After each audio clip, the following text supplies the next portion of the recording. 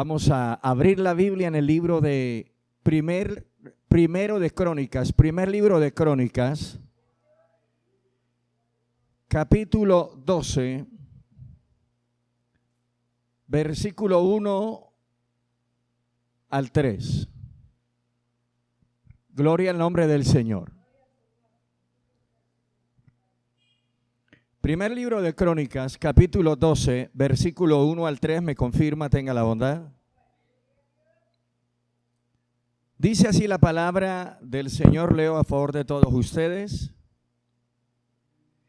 Estos son los que vinieron a David en Siclac, estando él aún encerrado por causa de Saúl, hijo de Cis, y eran de los valientes que le ayudaron en la guerra. Estaban armados de arcos y usaban de ambas manos para tirar piedras con honda y saetas con arco. De los hermanos de Saúl de Benjamín, el principal Asier, después Joás, hijo de Samá, Gabaatita, Jesiel y Peled, hijo de Asmaved, Beraca, Jehú y Anatotita. Bien, vamos a dejar por ahí la lectura de la palabra del Señor. Pueden tomar asiento. Yo quiero hablarles en estos momentos la palabra bajo el tema características que identifican a los valientes.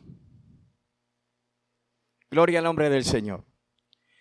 Quiero hablarles sobre estas características que identifican a los hombres y a las mujeres valientes. Y cuando hablamos de valentía, estamos hablando de destreza, estamos hablando de fortaleza, estamos hablando, amado hermano, que aún de la debilidad de la que nos arropa continuamente podemos sacar fuerzas. Hoy más que nunca se necesitan esta clase de hombres y de mujeres en el mundo, porque vivimos en una sociedad, amado hermano, donde los valores, donde los principios han sido asesinados. Los valores fueron masacrados. Los principios fueron asesinados. Y hoy la sociedad es una sociedad sin valores. Es una sociedad sin principios. Es una sociedad dada, amado hermano, al que más logre avanzar sin importar sobre quién tenga que pararse, sobre quién tenga que pisotear. Y la iglesia del Señor Jesucristo nos ha tocado vivir una época muy peligrosísima. Nos ha tocado vivir una época delicadísima. Nos ha tocado vivir una época, yo creo que las más complejas de toda la raza humana. Si bien es cierto, la iglesia hoy no sufre lo que sufría la iglesia primitiva, pero hoy estamos sufriendo en otras áreas. Y hoy, debido a lo débil de la prédica del evangelio, porque lo que hace valiente a un hombre y a una mujer es la prédica pura, la prédica sin mezcla, la prédica no adulterada, es lo que fortalece el ánimo, el alma, el espíritu de un hombre y de una mujer.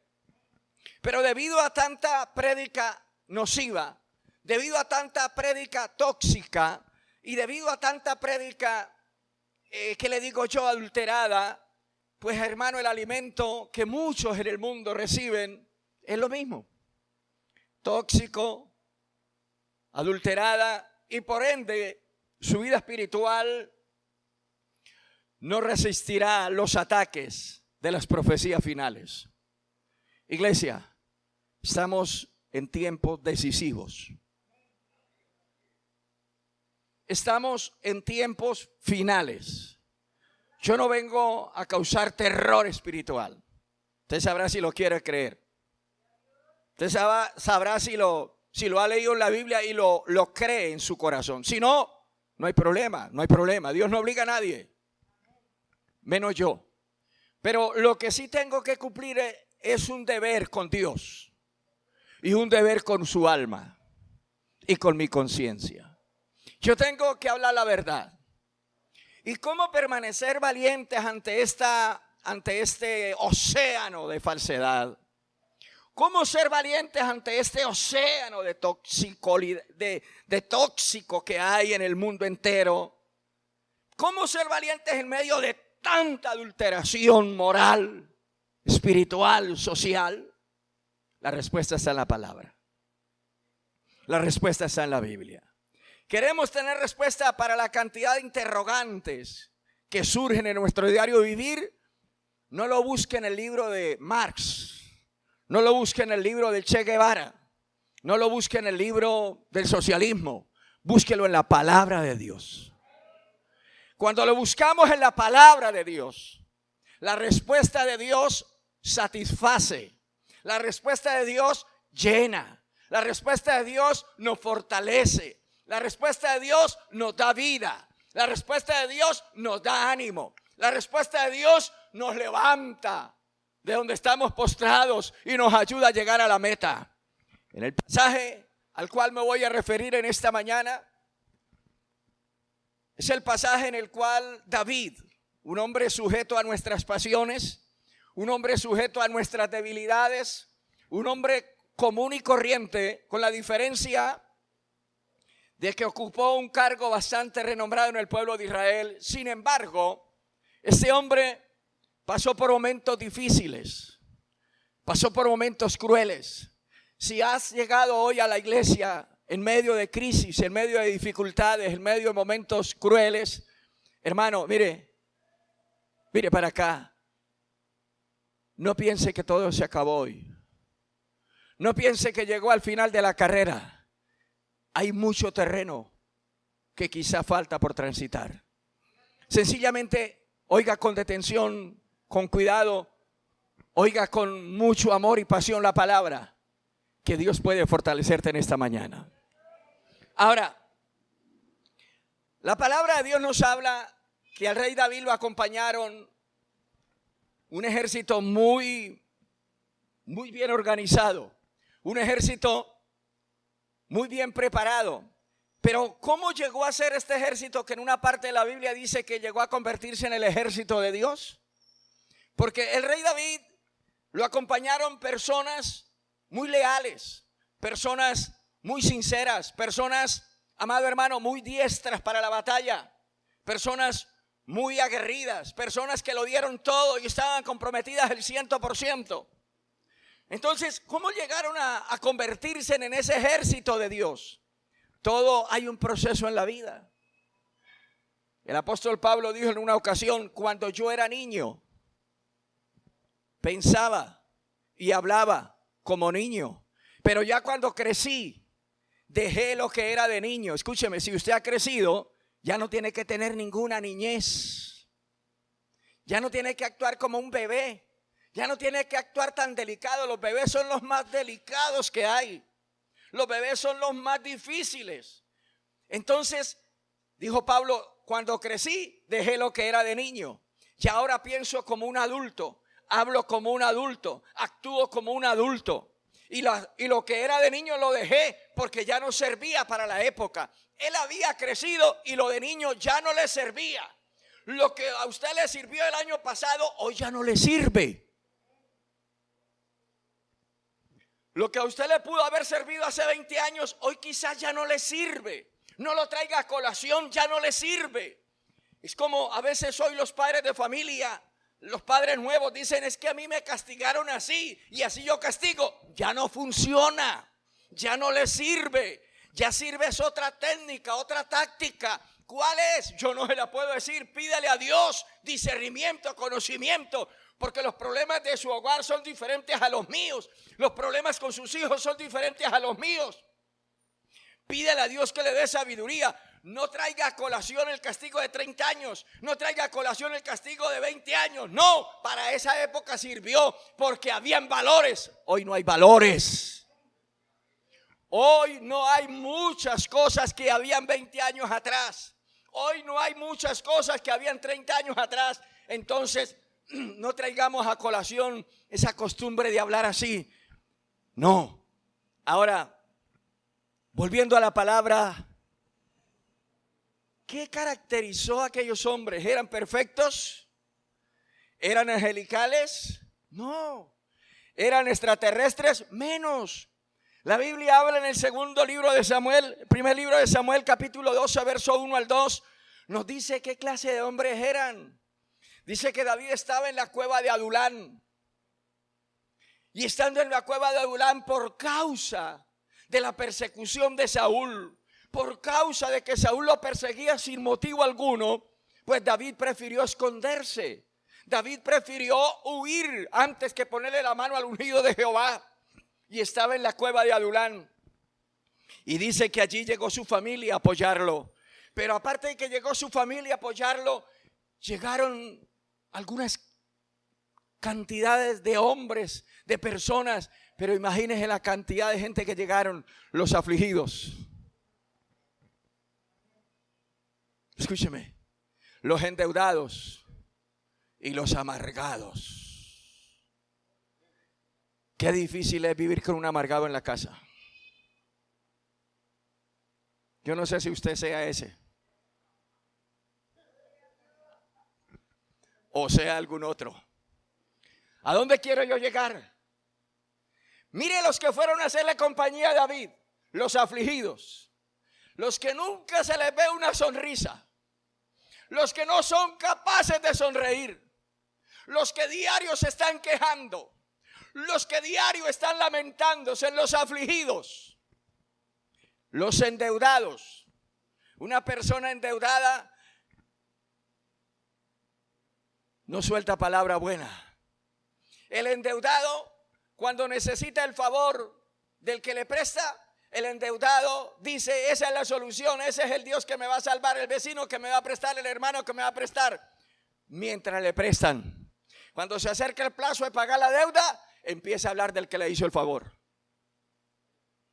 Para que le hagan el favor no mide intereses. No importa que toque pagar intereses, pero cuando toca pagar, ahí sí empieza a hablar. Imagínense el vocabulario de los endeudados. Pero viene el otro grupo de personas, los amargados de espíritu. Una persona amargada sí que necesita tolerancia. Mejor dicho, estas tres clases de personas: los afligidos, los endeudados y los amargados. Si hay alguna característica de esas viviendo con usted, escúcheme, esto es para usted. Y si hay alguno con una de estas, mínimo con una característica de estas, hay esperanza todavía para usted. Hay esperanza, no se me desespere. Dice que se reunieron. David tiene problemas. David está siendo perseguido injustamente. Usted puede imaginarse el corazón de David cómo estaría, sin poder salir donde su familia, sin poder salir con libertad porque el rey Saúl con sus tropas le caía. Pero era un hombre que sabía manejar la situación. Vea la diferencia de tener problemas a saber manejar la situación en medio de los problemas. Hay gente que no tiene problemas y no sabe ni manejarse ni conducirse en ellos mismos, solitos. Pero el rey David, en medio de esa crisis y en medio de ese ambiente que le rodeaba, y como si fuera poco, la ayuda que llegó fue a esas tres clases de personas. Empezó un proceso, porque déjeme decirle, la vida es parte de un proceso. Aló, escúcheme, hermanos, la vida es parte de un proceso. Yo sé que en la vida de uno pasar de niño a adolescente, de adolescente a joven, de joven a adulto, todo es un proceso. Hay cambios emocionales, hay cambios hormonales, hay cambios morales, hay una cantidad de cambios en la vida de uno, aparte de los físicos. Hay cambios. Por ejemplo, cuando una persona está soltera, tiene que prepararse para formar un hogar adelante. Después de que forma el hogar adelante, tiene que prepararse para ser papá. Después tiene que prepararse para ser suegro. Después tiene que prepararse para ser abuelo. Son cambios. Y hay gente que no acepta esos cambios. Y cuando vienen esos cambios, cree que todo se acabó, cree que todo se boronó, cree que todo llegó al final de la carrera. No, en la vida es un proceso. Pero dentro de esos procesos, lo que nosotros como cristianos no debemos de perder de vista es el eje central de nuestra vida. ¿Cuántos alaban la gloria de Dios?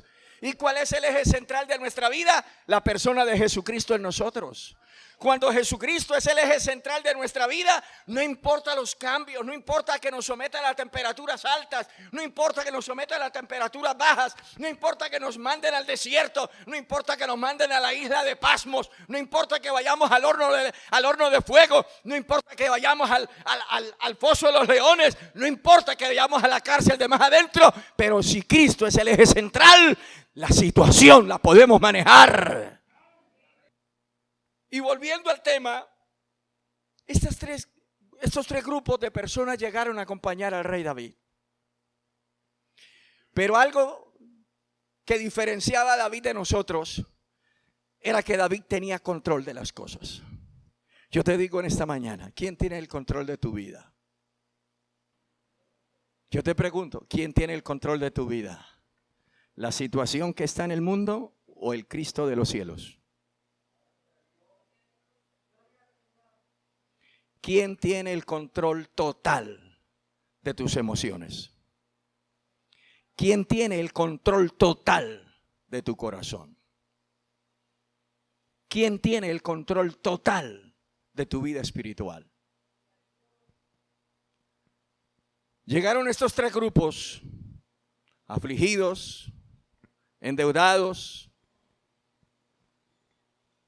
y amargados, a acompañar a David. Pero tristemente,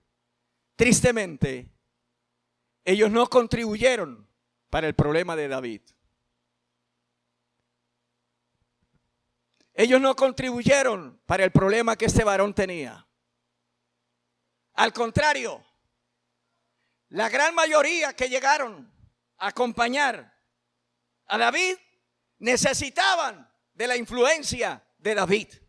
Necesitaban del poder que había en David.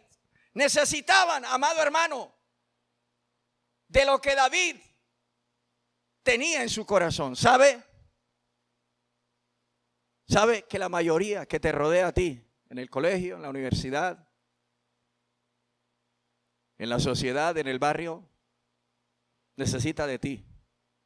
Pero si tú no eres diferente, no puedes dar nada.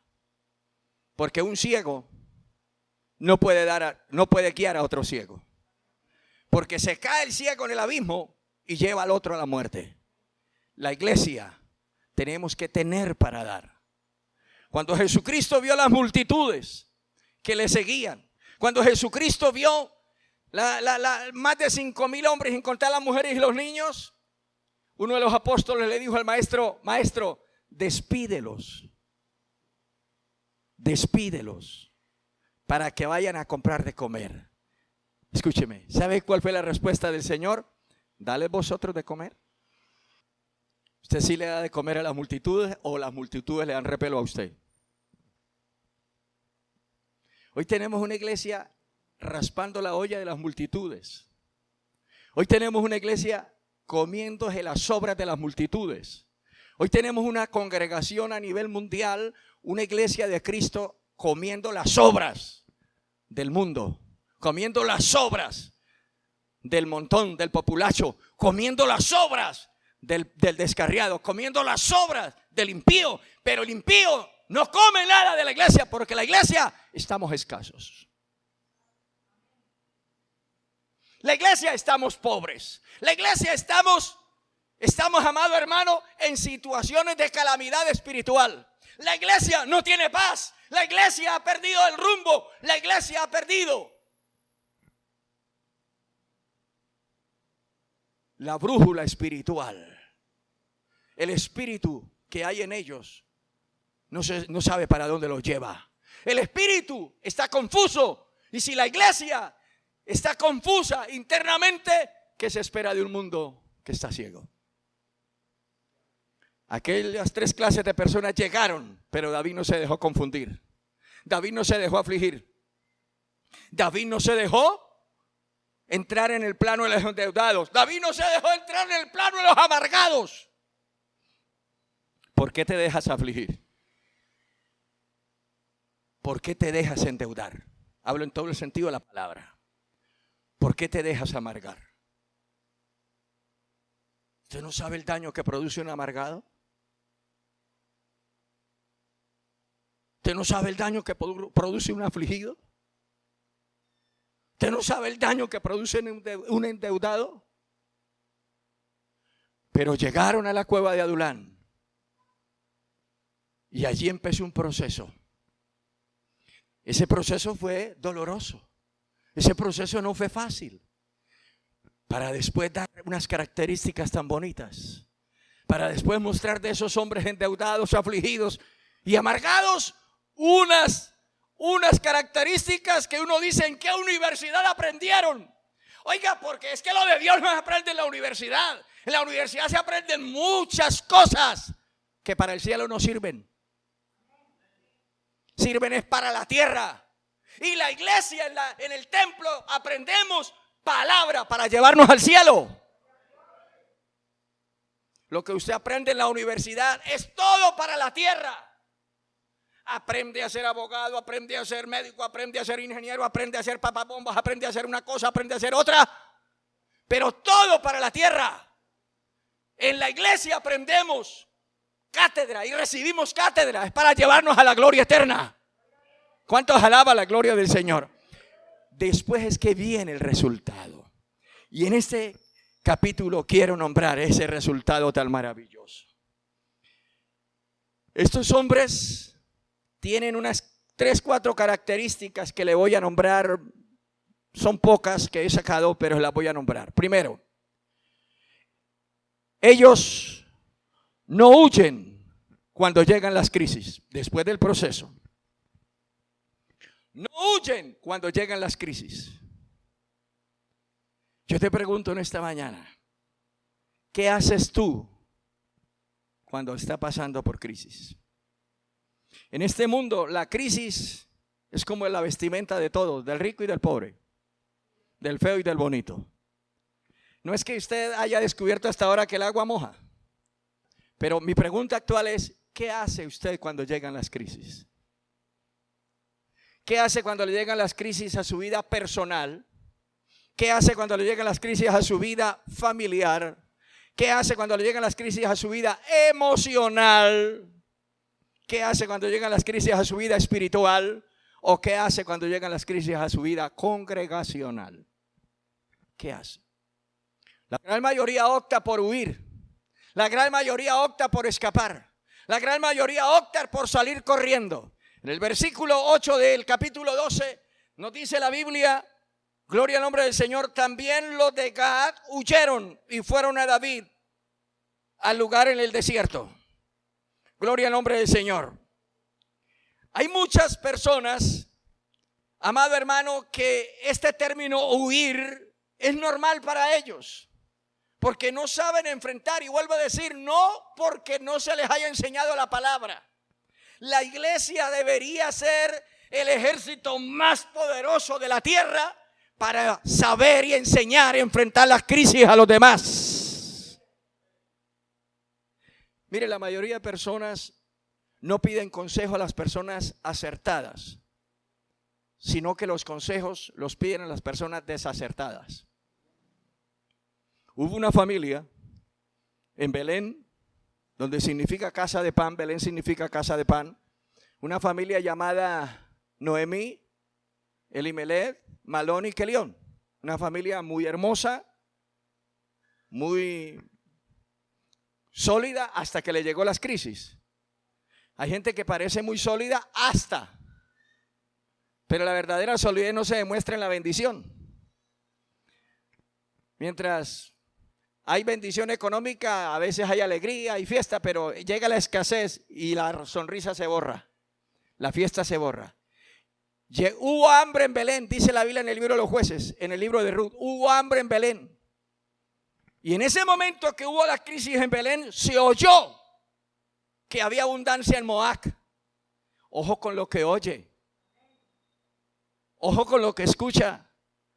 Ellos oyeron que había abundancia en Moab y ellos se dejaron oír, se dejaron llevar por lo que oyeron.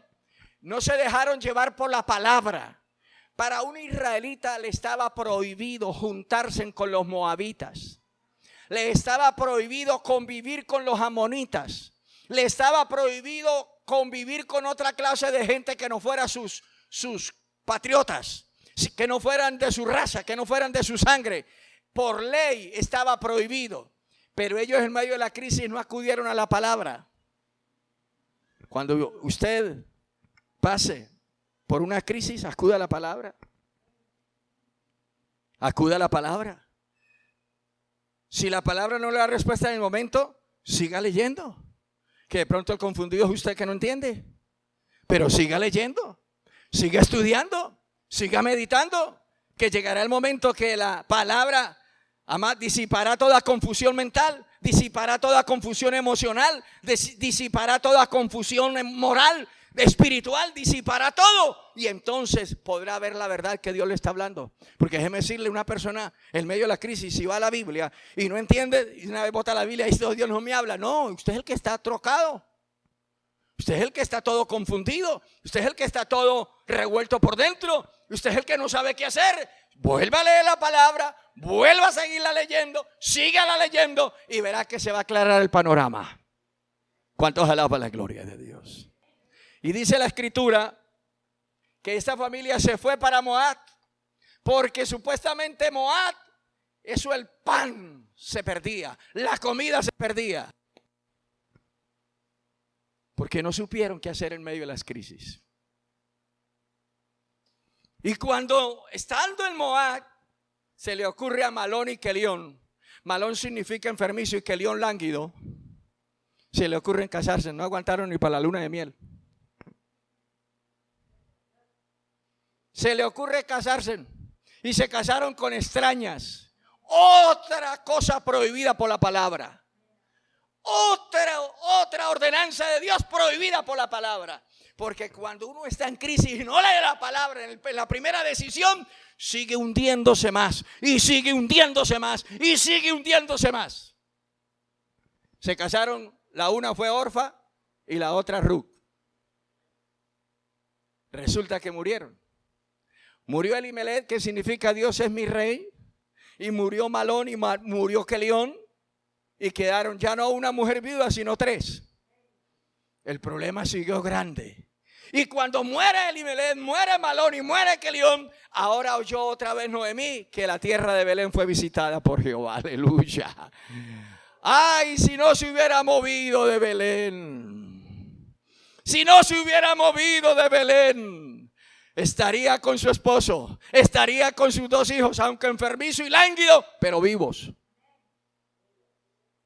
No te muevas de donde Dios te tiene a pesar de que pase por crisis en el lugar. No te muevas de donde Dios te ha puesto a pesar de que pase por crisis en el lugar en que estás. Y a pesar de que la barca sea removida y a pesar de que la casa se estremezca, no te muevas.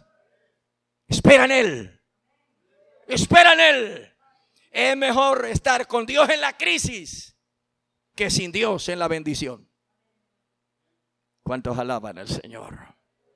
Ahora llega y retornan 3 mujeres. Para la época la mujer no era así muy bien apreciada. No muy bien admirada. Bueno, usted lo sabe. Y eso ocurrió por no saber manejar las crisis. Yo sé que en todos los hogares hay crisis. El soltero sufre de crisis. El casado sufre de crisis. El que no tiene hijos sufre de crisis. El que tiene hijos también sufre de crisis. El que no tiene plata, peor. Y el que tiene, peor. Así que la crisis no es un vestido de cierta clase social. La crisis es de todas las clases sociales. El feo sufre porque nadie lo mira y el bonito porque le sobran pretendientes. Así que hay una cantidad de crisis azotando la sociedad. Las iglesias grandes sufren de crisis, las iglesias pequeñas sufren de crisis. Los pastores que sabemos muy poco de la Biblia o que somos un poco analfabetas, sufrimos de crisis. Los teólogos sufren de crisis. Todos sufrimos de crisis. Estos hombres, la primera característica que les dejo a usted en esta mañana es que no huyeron a pesar de las crisis. No huyas. ¿Por qué huyes? ¿Por qué estás pensando en huir en medio de las crisis? No huyas, que la solución no está. huyendo. La solución no está escapando. La solución no está alejándose. La solución no está, como dicen muchos, me voy a perder para que sepan que les hago falta. Quizás muchos han sido compadres conmigo en ese aspecto. Quizás muchos lo han dicho.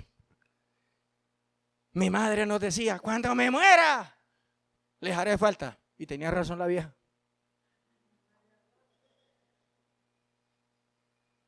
Me hace falta. Pero ahora me toca a mí sobrellevar las crisis. Segundo punto que quiero dejarles en esta mañana a ustedes es que no se desanimaron porque los dejaron solos. No busque estar solo, pero si le toca solo, no se desanime. Óigame, no busque estar solo, porque mejor paga tienen dos que uno. Si abriga el mejor dos que uno. Le rinde más el dinero dos que uno. ¿Usted no se ha dado cuenta que cuando estaba soltero gastaba muchísimo más ahora que tiene su esposa y su hijo? ¿No ha pensado? Bueno, piense. Le rinde más el dinero a dos que a uno. Si abriga el mejor dos que uno. Y dice, ay del solo, porque cuando cayere, no habrá el segundo que lo levante. Yo sé que estar acompañado puede traer consecuencias. Yo sé que el estar rodeado de varias personas en familia puede traer situaciones, claro que las trae. ¿O usted qué cree, que todos son del temperamento suyo? No, señor, que cada uno tiene su temperamento.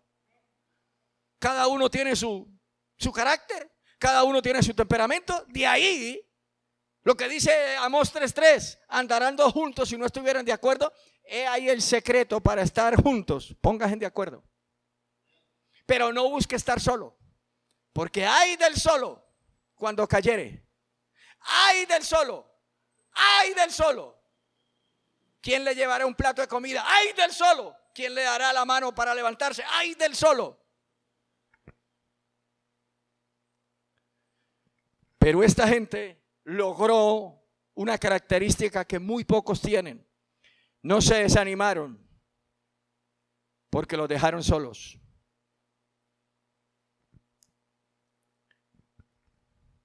La vida a veces nos permite momentos muy difíciles. La vida, escúchame hermanos, a todos nos prueba la vida. Y mucho más en la vida espiritual. Hoy por hoy hay mucha gente que no sabe pagar un recibo de la luz. No sabe pagar un recibo del agua. No sabe pagar un recibo del gas. Porque llevamos 40 años y todavía recostados en el pecho de papá. Todavía recostados en el seno de mamá. Todavía mamá es la que recoge nuestros chiros sucios. Mamá es la que tiende nuestra cama. Mamá es la que lava nuestros platos. Papá es el que es el manutenciador de ese hogar. Y yo te pregunto, cuando quedes solo,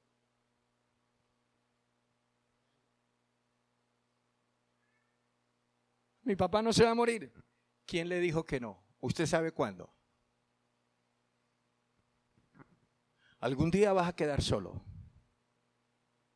Algún día vas a quedar sola.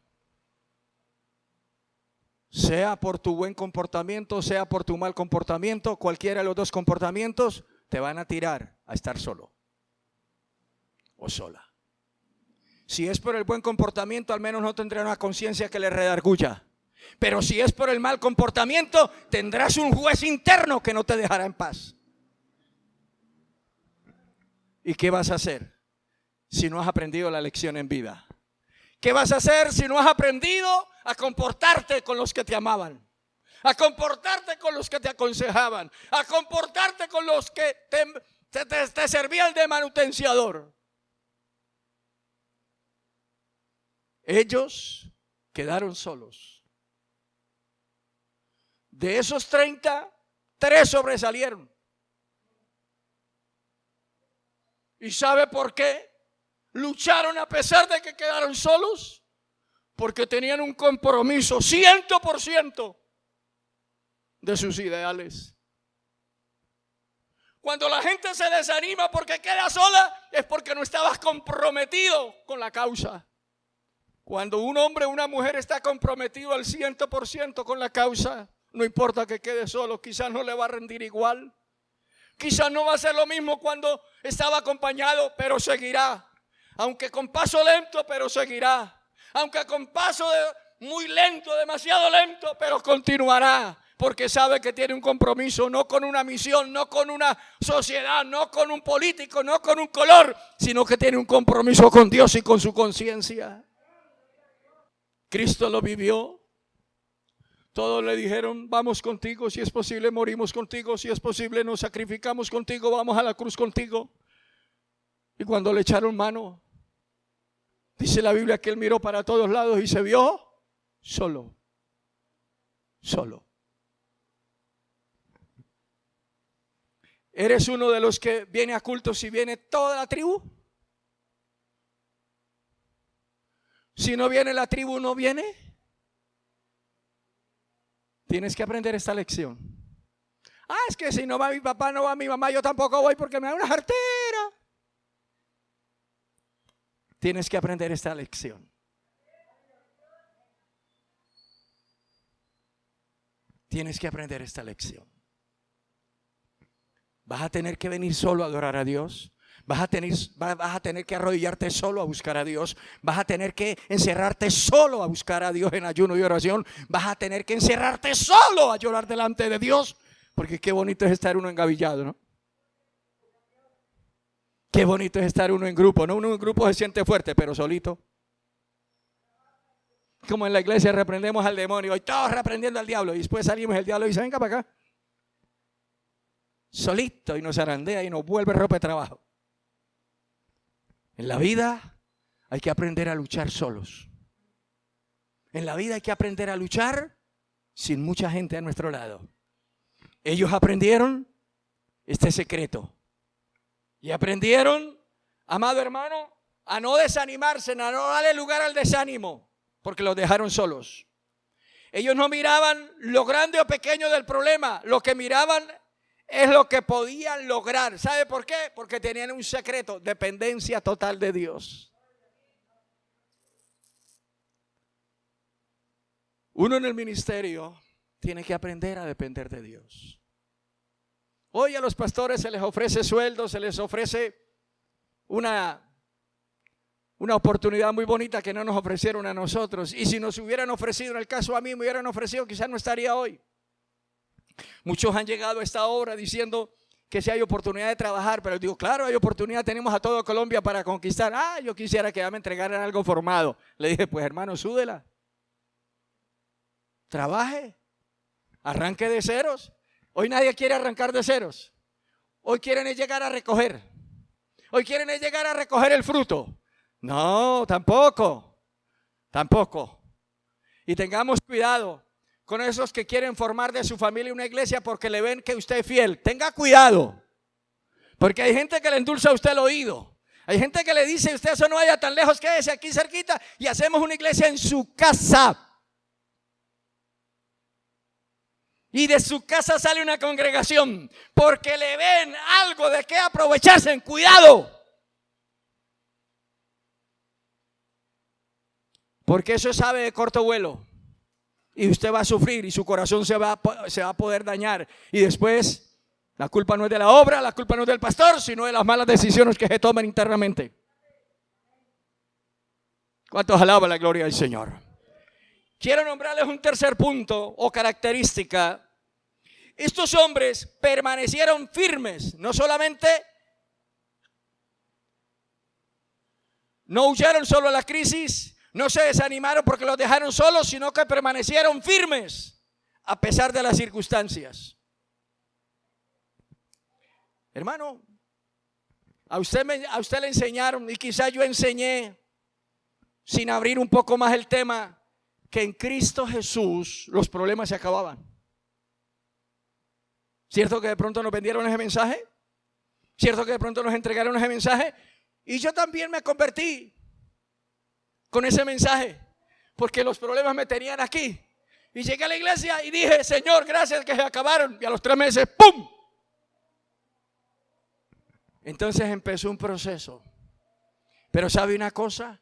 Los valientes, los hombres y las mujeres valientes, amado hermano, permanecen firmes sin importar las circunstancias que puedan estar pasando. Sin importar la situación. Sin importar los problemas que estén rodeando el diario de vivir. Cuidado con salirse del camino, permanezca firme. Cuidado con inclinarse a la izquierda o inclinarse a la derecha, permanezca firme. Estos hombres permanecieron firmes. Pero otro puntito, ellos desarrollaron sus capacidades a partir de las crisis. ¿Sabe que cuando Dios le permite la crisis a cualquiera es porque quiere sacar un tesoro oculto que tiene por dentro? Moisés nunca llegó a pensar que llegase a ser ese gran líder que Dios utilizó en los 40 años en el desierto. Él, cuando Dios lo llamó, le dijo, es que yo soy tartamudo. Y era verdad. Moisés tenía un problema en el habla. No era ignorante. Hay quienes creen que Moisés estaba diciendo que era ignorante. No, él se había preparado en la Universidad Egipcia. Era un letrado. Era un conocedor de las ciencias egipcias. Era un hombre experto, pero tenía un problema en el habla. Tenía un problema de tartamudez. Y Moisés le dijo a Dios, Señor, yo soy tartajo.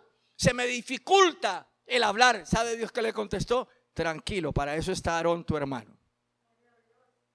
En otras palabras, tú no hablarás, yo no te pido que hables. El que va a hablar por ti es Aarón.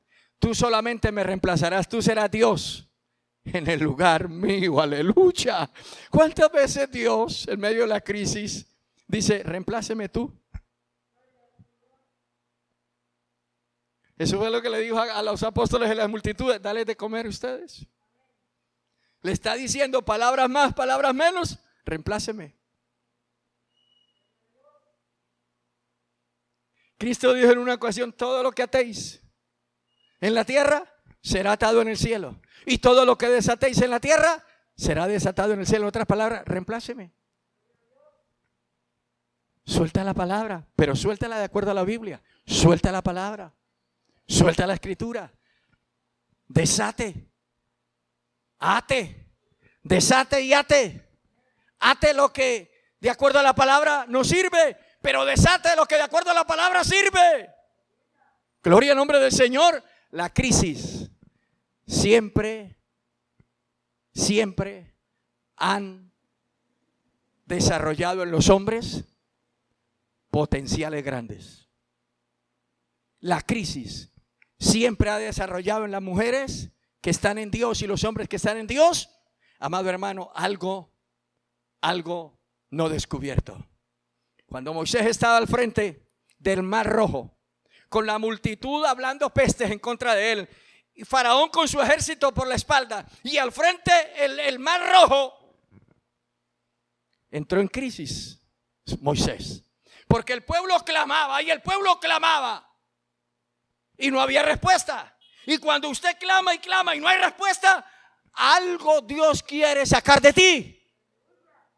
Pero esperamos es que caiga del cielo. No, algo Dios quiere sacar de ti. Y el pueblo clamaba, el Faraón avanzaba. ¿Y Moisés qué podía hacer? Ahora Moisés estaba como el culpable, porque a veces uno es líder. La gente lo quiere linchar a uno.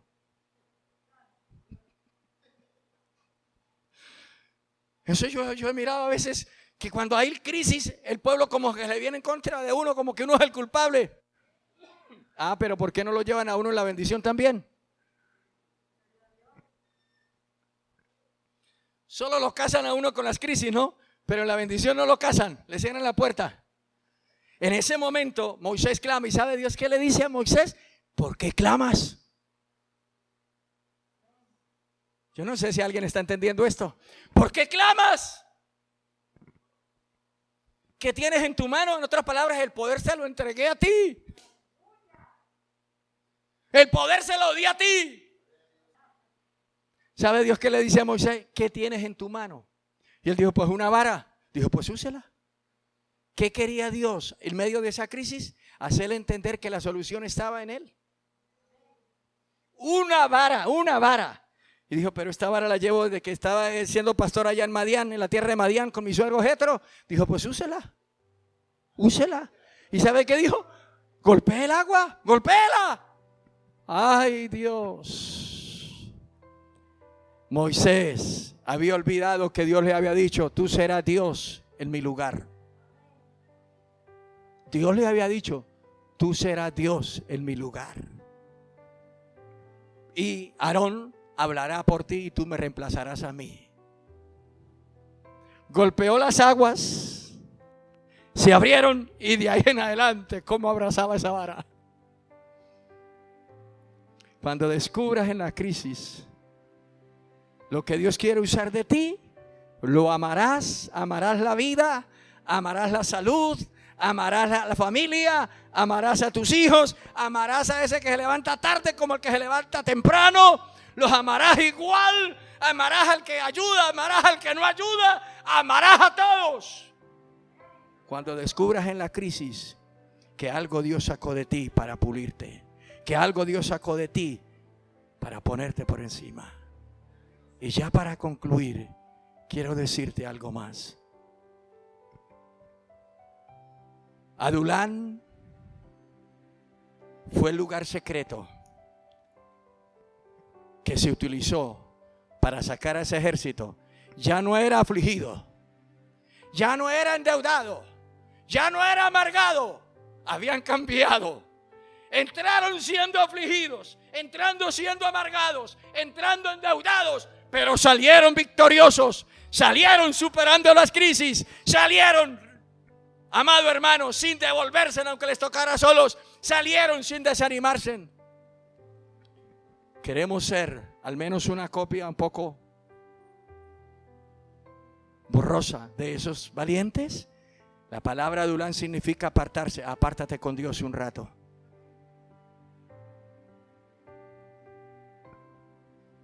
Hoy nos apartamos es con el teléfono, nos apartamos con el televisor, nos apartamos es con la novela, pero no nos apartamos con Dios.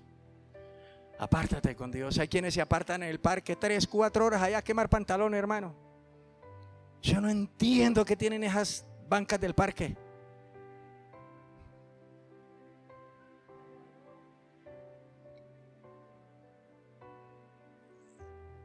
Apártate con Dios unas horas. Apártate con Dios a la madrugada. Apártate con Dios al anochecer. Apártate con Dios. Y verás que tu vida saldrá la aflicción, saldrá la amargura y saldrán las deudas. Que Dios te bendiga.